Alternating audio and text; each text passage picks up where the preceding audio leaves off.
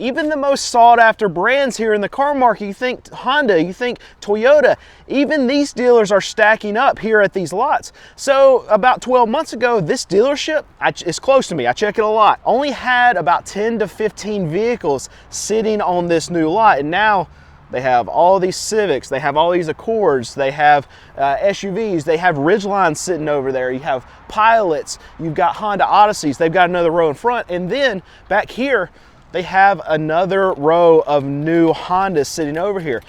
This was not the case 12 months ago. This was not the case 6 months ago. There were empty spots everywhere on this lot, but now we're seeing inventory levels even at hot brands like Honda stacking up. And they've actually got a ton of these Pilots sitting around here. They got this row of them, and then they got another row, that's what my son says. He's 6 years old. Said this and another, but they have another row right here.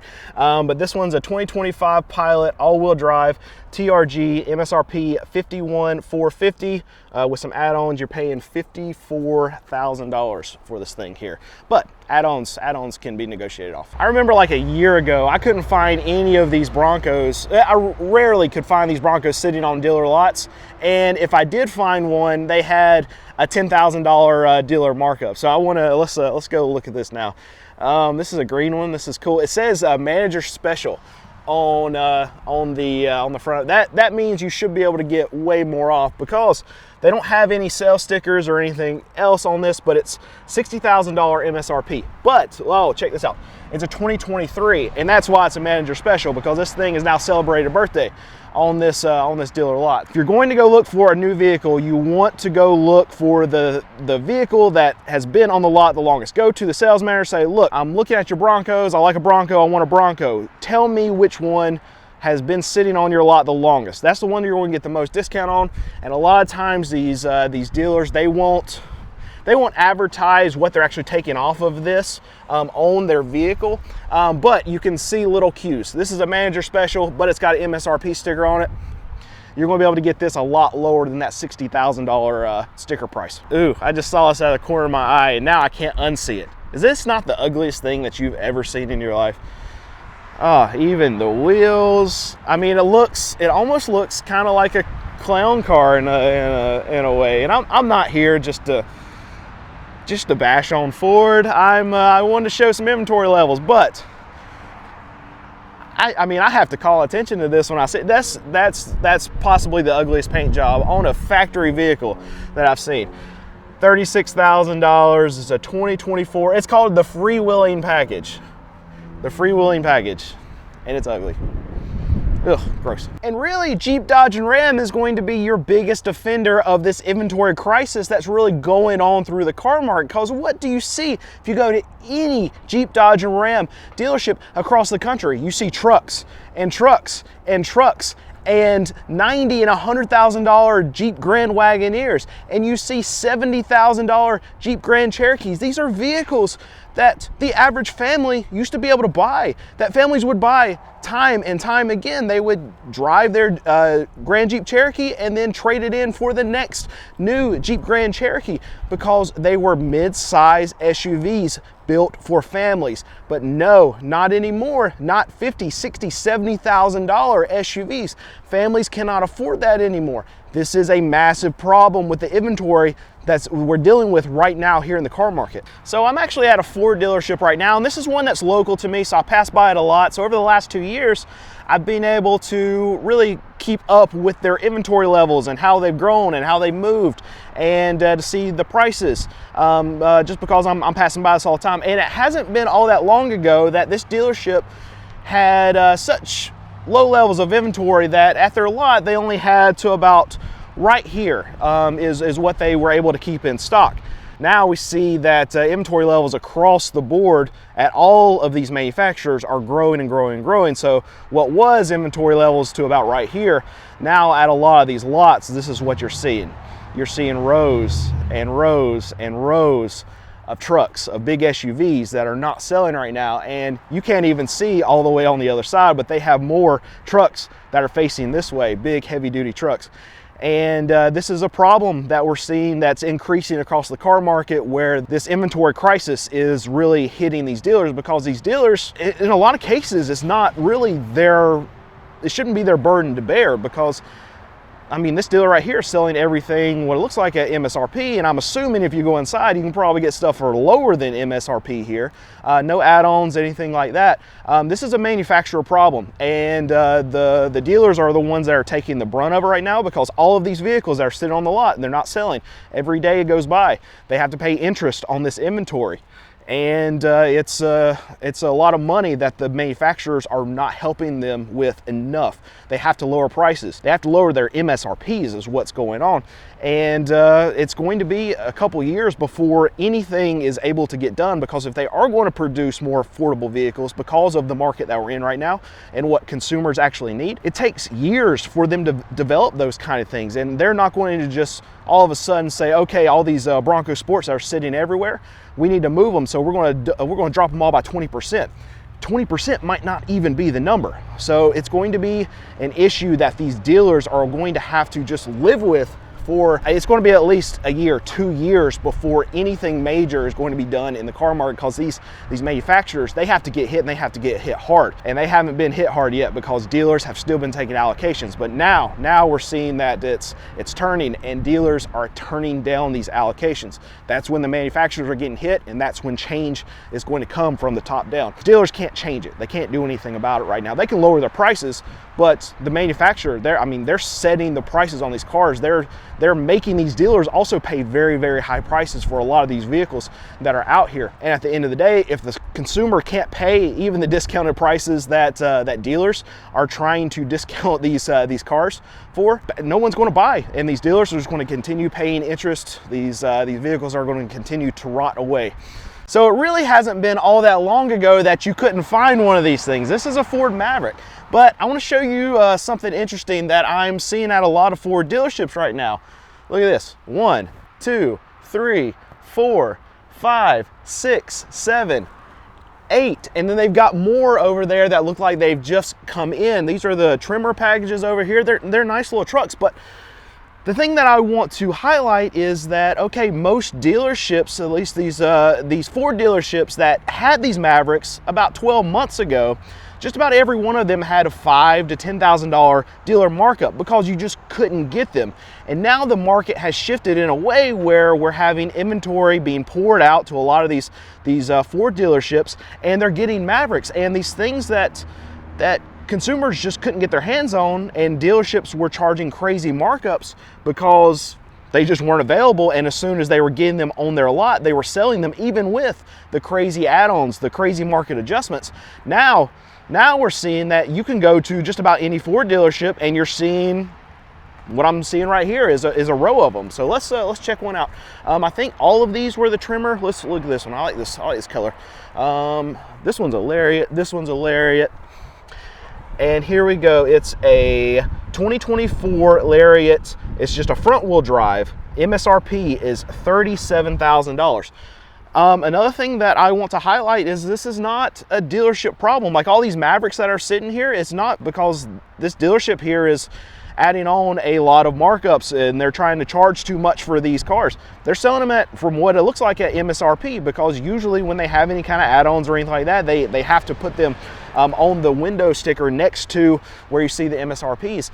This dealership, as far as the whole dealership that I've looked at here, I don't see any add-ons, no markups, not even nitrogen. That's getting more and more rare as I'm looking at a lot of these vehicles. So it's not a dealership problem. This is a manufacturer problem, where you're having trucks like this come in that maybe they should be $28,000, $29,000, but instead out from Ford they're $39,000, $40,000, $45,000 for, depending on what package you're looking at. This is probably more of a manufacturer problem than it is actually this dealership's problem. And it's so bad here at Ram that they've started cutting production. And what does that mean? That means that people are losing their jobs. It's so bad that they're having so many problems with the UAW. They're suing. Stellantis is suing the UAW because they want to stop putting investments into plants, because they can't make any more of these trucks. These dealers, they can't take them anymore. Production has to stop. And this is a big problem with the UAW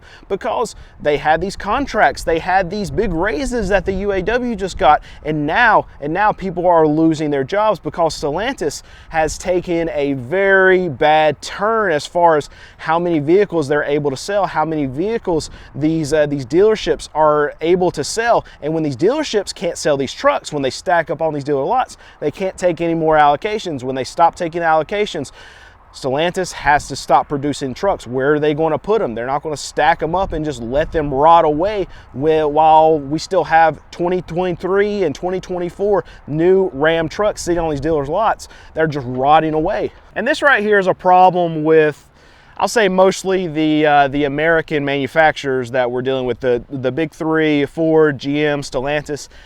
This is not necessarily this particular car in general is a problem, but this is one of the cheapest things that you can get at Ford right now. It's a small SUV, it's an Escape's front-wheel drive, it's $31,000. So here's the problem. Ford, GM, Stellantis, they've all gotten away from affordable vehicles. You think small four-door sedans. Ford used to have like the Ford Fusion, they would have the Ford Focus a long time ago. GM, they're stopping their production of the Malibu, and people are losing their jobs because of it.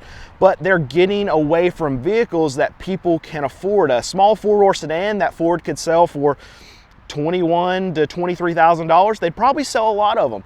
But that's not where they're putting their money at right now. That's not where they're putting their production at. What they're doing is they're making vehicles. They want to put production into big F-150s, to Broncos, things that they can charge a lot of money for. You think $70,000, $80,000, $90,000 trucks. That's where they're going to make a lot of money, a lot of margin per vehicle. And these smaller, even these smaller Escapes, selling for $31,000, and they're not making a ton of money on those. But the ones that were the smallest margin, but probably the highest volume that they could pump out right now if they wanted to, would be small $20,000-ish sedans. And they say no, there's not enough money for them to be made there. They're not wanting to give consumers what they want. And that's why I see the cheapest thing on a Ford lot is going to be over $30,000. And here's the thing, see, I'm a used car dealer. I sell cars that are $5,000 and under, and even I am having inventory problems. See, just about a month and a half ago, we couldn't keep cars on our lot. I even did a video about it showing that, okay, I had basically no cars because as soon as we would go to auction, we would buy some. Well, they would get bought, and it's like a light switch just flipped in the past month.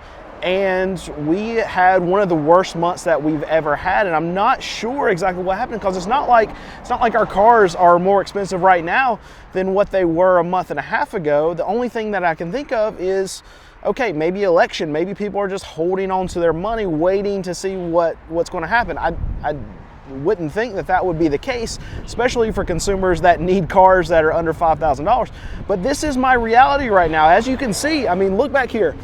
I got 3 rows of cars on our lot that we just finished putting out cars from what we washed. That's why you don't see prices on all of them. They're going to get prices on them today, but they're all going to be $5,000 and under, and most of them, because prices at auction have gone down dramatically, are going to be $3,500 or less. And here's the issue with that. Well, that means that, okay, other dealers are having a similar rough situation as I am, not being able to sell cars, so they're not going to auction to buy them, and that's why cars have been cheaper on the wholesale level.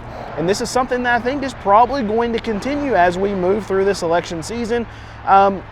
But I do have one other concern, because there's something else that's going on in the car market right now, and that's, well, we had all these storms that just hit. So there's going to be a lot of used vehicles that have been just wiped out of the system. And my concern, especially since I am a used car dealer in North Carolina, I'm only 2 hours away from the hardest hit areas, is that we're going to have an increased demand on the consumer side, just that's regional. And the reason why I'm concerned about it is because I don't really think that my area, even though I'm only 2 hours away, is going to have a lot of increase in demand from the consumer. I think it's going to be more towards the mountains of North Carolina. But those dealers that are up there are going to now come down here and buy a lot of cars from auction. And that's going to push the prices up on the auction level. That's going to mean that all of our prices that we go and try to buy at these auctions are going to be a lot higher. But on the other side of that, I don't think we're going to see all that much demand increase. My prices go up because of what we have to pay, but we're not getting any new consumers. We're not getting any more people in the door that are going to buy our cars. That's the worst case scenario for a small business. Prices go up, but the amount of vehicles that we're able to sell goes down.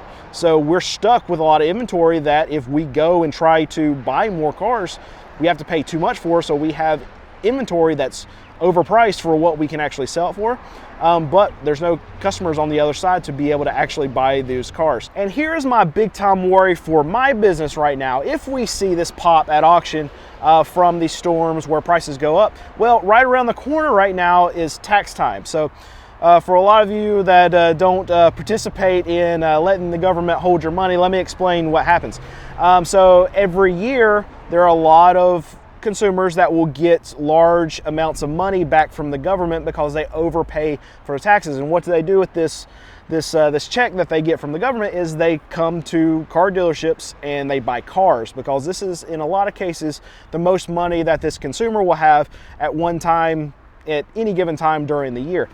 So that is our biggest time of the year. And think about the amount of money that a lot of these consumers are getting. They're getting anywhere from $2,500 up to like $7,500 in some cases if they have a bigger family.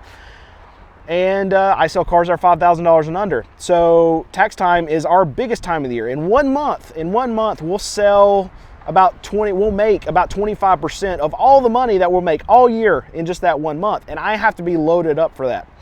And the load up usually starts in next month is when we typically start loading up these cars and start storing them, put them in storage lot.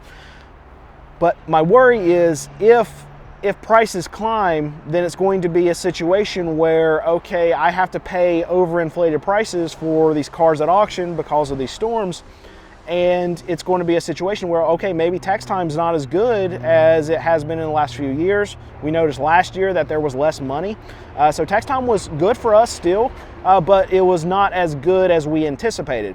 And if inflation being where it is, and if groceries being where they are, and insurance being where it is, if that's taking way more money out of my consumer's pocket, then maybe tax time's not going to be great. And on top of that, if tax time's not great and my prices are too high, I could be stuck with a lot of cars. And this is the situation that we're going to have to deal with here. Me as a small used car dealer, a small business owner, I'm going to have to, okay, figure out, do I want to pay overinflated prices for cars just because I need to have them here, because this is when we make money. This is when people come to us wanting to have a car for under $5,000. They expect me to have cars lined up for them to be able to choose from. Or do I step back for a little bit and like, okay, well, prices are just too high and I'm worried that I'm not going to be able to sell them. This is my dilemma right now, and a dilemma that I'm going to have an answer for in about 2 to 3 weeks. And I've got to make a decision, and I have to follow that decision up with my money. And it's it's difficult. It's scary sometimes because I have families here that I also have to provide for. And if I make the wrong decision, it could be bad for our business. So this is something that's going on right now with in what I worry about here in my small business right now.